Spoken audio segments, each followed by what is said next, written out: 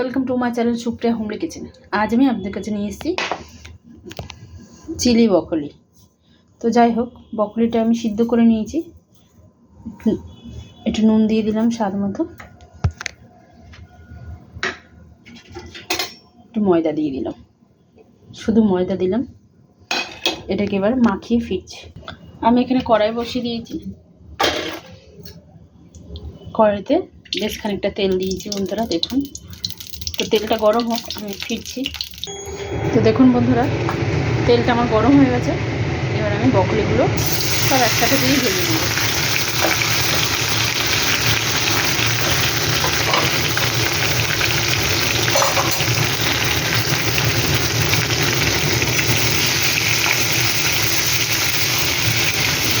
এইভাবে আমি ভালো করে ভেজে নেব।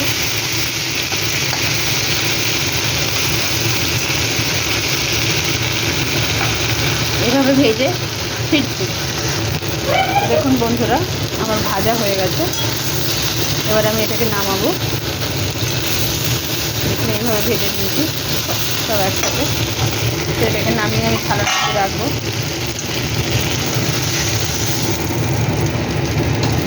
নামিয়ে দিয়েছি, গ্যাসটা নামিয়ে দিয়েছি।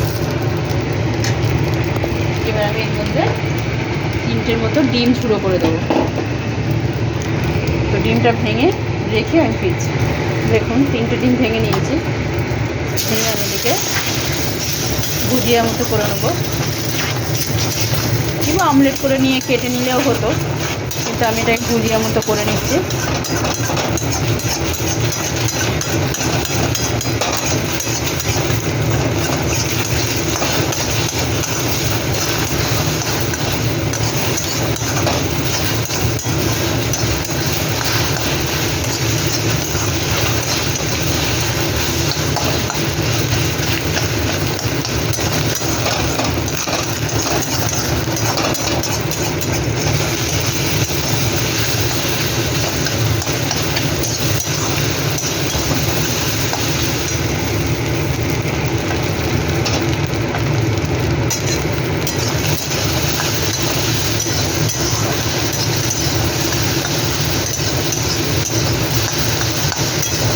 দেখুন বন্ধুরা, ডিমটাও ভুজিয়া হয়ে গেছে।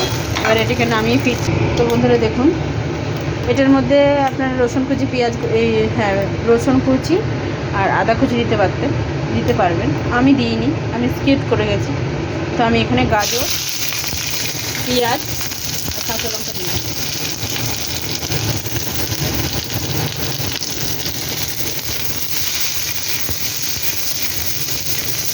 এটাকে ভাজবো, ভাজা করে ফিরছি।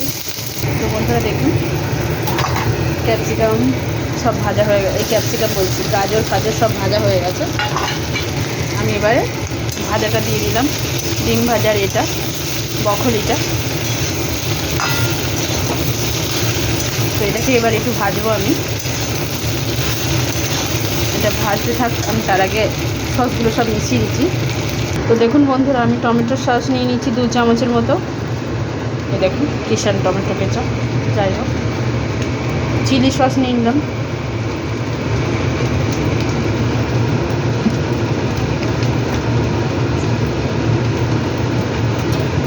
যে যেমন ঝাল খাবে সেই হিসাবে আমি 1 চামচের মতো চিলি সস নিয়ে নিলাম। সয়া সস 1 চামচের মতো নিয়ে নিলাম। আর এখানে রেড চিলি ফ্লেক্স নিয়ে নিলাম 2 চামচের মতো। বেশিটাই পড়ে গেল বন্ধুরা, তো কিছু করার নিয়ে নেবো। এবার এটাকে মিক্সড করে নিচ্ছি, একটু জল দিয়ে মিক্সড করে নেবো। তার আগে এটা দেখুন ভাজা হচ্ছে।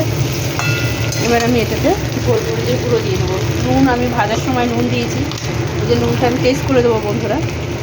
তো দেখুন 1 চামচের মতো গোলমরিচের গুঁড়ো দিয়ে দিলাম।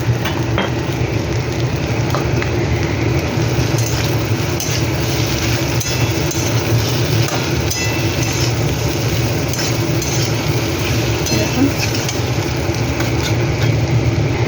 তো দেখুন বন্ধুরা, এই রান্নাটা করতে বেশি সময় লাগে না, 6 থেকে 7 মিনিট।